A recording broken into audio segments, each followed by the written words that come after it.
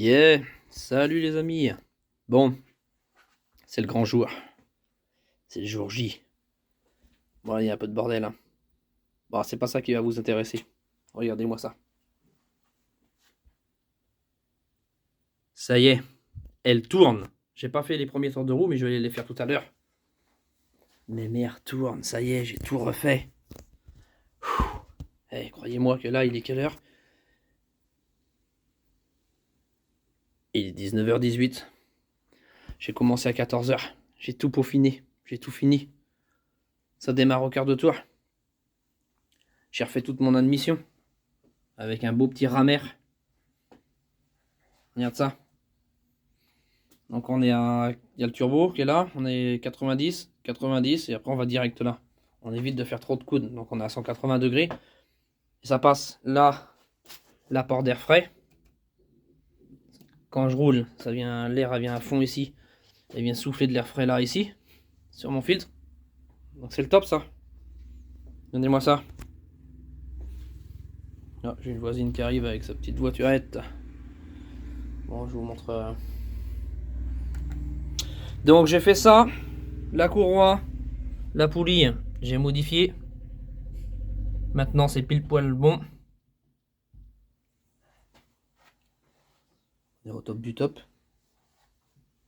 La pompe injection, on est pile poil bon aussi. Regardez.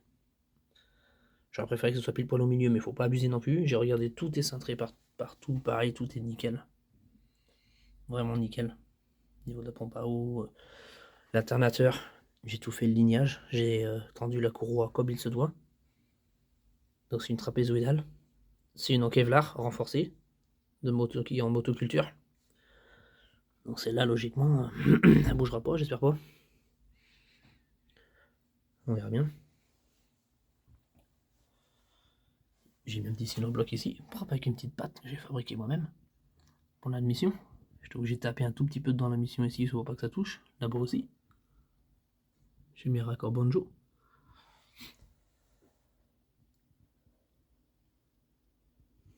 Que dire? Parfait quoi. Parfait, parfait. Maintenant je vais vous démarrer la bête. Là. La pompe. Pompe PES.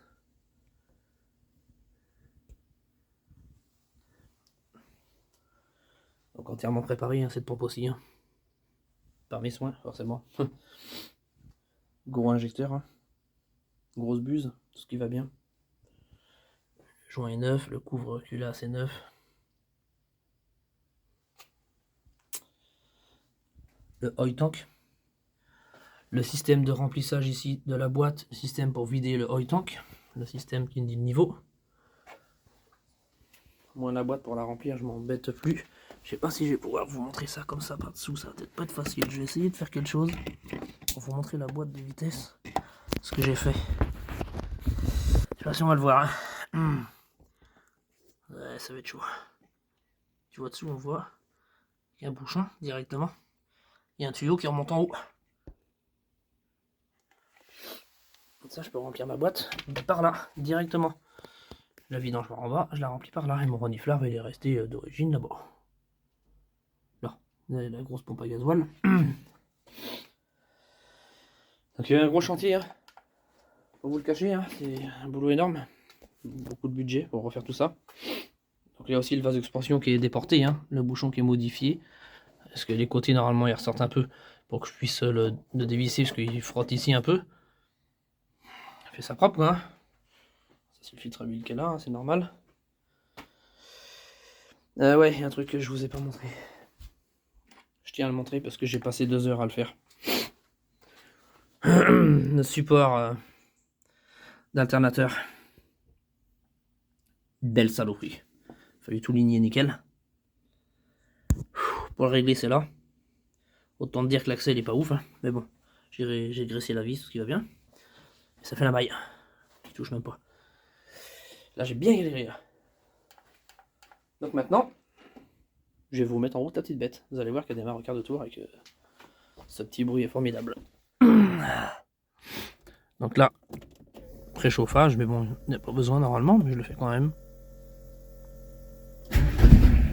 Ah, quart de tour. C'est pas beau ça? Le contour il est faussé, hein. Il est pas bon. La température de liquide de refroidissement, donc ça il est bon. Température d'huile. Pression d'huile. Pression d'huile. Pression turbo. Température d'huile et température IAT. Alors c'est marqué water dessus, c'est lourd. Et je l'ai converti en température d'air et EGT. Comment ça?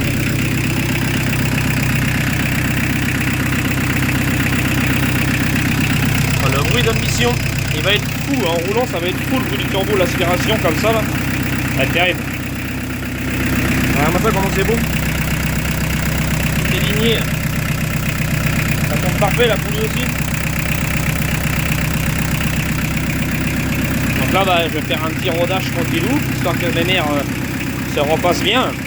Et dans 200 km ça va être une petite vidange, filtre à huile. Regarde. Je te montre quelque chose. Regarde la pompe PES. Un 342, un 342, l'ordre d'allumage. C'est pas beau ça? Tous les pistons dans l'arbre à cam qui tourne dessous là. Là-bas. On verra peut-être pas, mais t'as les maslottes qui tournent. On verra pas forcément. J'ai tous les accès à mes réglages. Ça me permet de tout régler. Là, c'est la richesse. Là, c'est le ralenti. Là, c'est les RPM pour régler les tours minutes moteur. Là, c'est l'anti-calage. Là aussi. Voilà, il y a pas mal de réglages. Hein. C'est normal, tu te trompes. Et ça, c'est le LDA. ALDA. LDA. Stratégie d'enrichissement.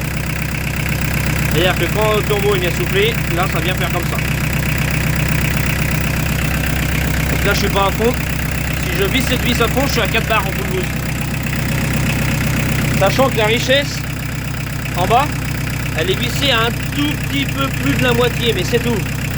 C'est énorme tout ce que je peux gagner. Cette pompe là, elle est entièrement préparée, c'est une pompe PES. Voilà, sur les tracteurs pooling, les Raxter diesel, avec une poulie assez sur mesure. Elle a une capacité pour nourrir un moteur de 600 chevaux. Pour me dire que je suis très large. Très large. Le turbo c'est un GT28 71R de Mitsubishi Lancer Evolution 8 si je dis pas de bêtises. Celui-là il est préparé pour souffler à 4 bars, je vais tout faire préparer, donc il est hybride. Et il peut sortir jusqu'à 450 chevaux. Je te rassure, je compte pas les sortir. Mais voilà la petite bête. On va vite là, on fait le bruit à l'arrière.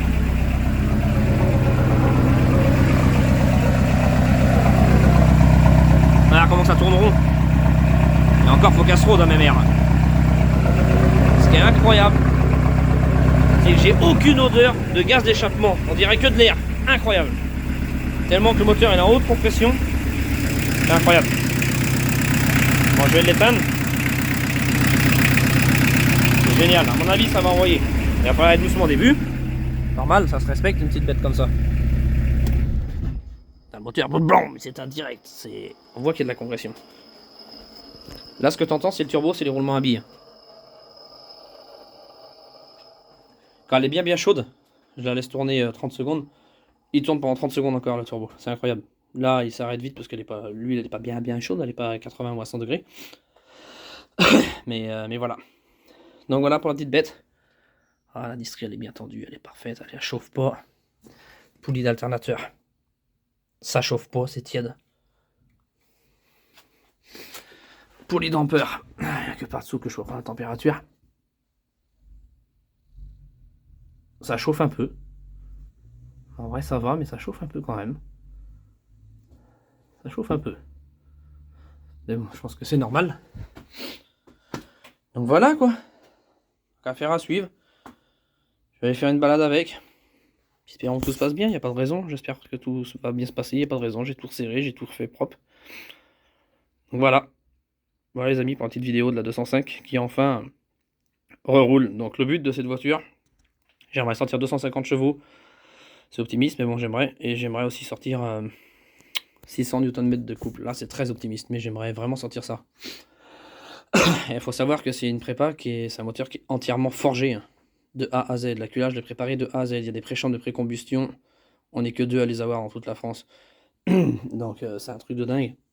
C'est des pistons malais forgés que j'ai dedans, les bielles taillées dans la masse, les soupapes entièrement préparées, tous les conduits de la culasse préparés, les cuvettes par flamme. Tu as les injecteurs.